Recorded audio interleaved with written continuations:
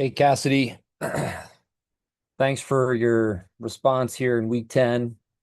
I'm glad we got a chance to connect at least a few times on Zoom. And as we're getting to the end of the course, I thought I'd send along one last video reply to what you've written here in week 10. But great to share this course with you. Hope you found it to be formative and that maybe our paths will cross again.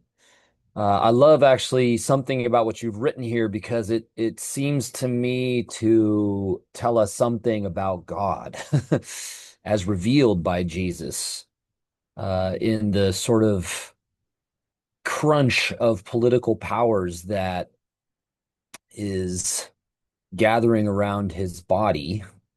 He refuses, as you say, to be controlled by others, but he also refuses to control others.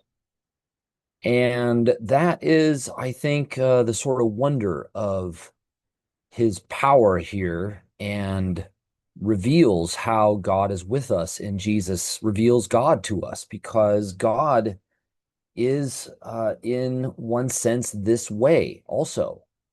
God is the all-powerful creator, and yet the God who is does not insist on controlling, manipulating, coercing all that humans or other creatures do.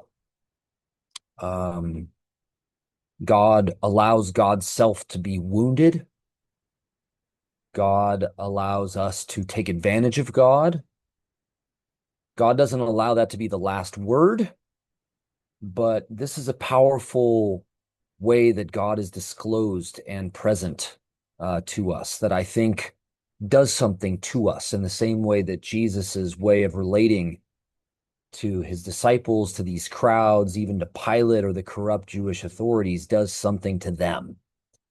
It doesn't leave them unchanged or untouched, even if the effect on their lives is something that we can't trace neatly and maybe even need to consider the aftermath of their lives while they are dead to discern the effect of Jesus's way of responding to them on them.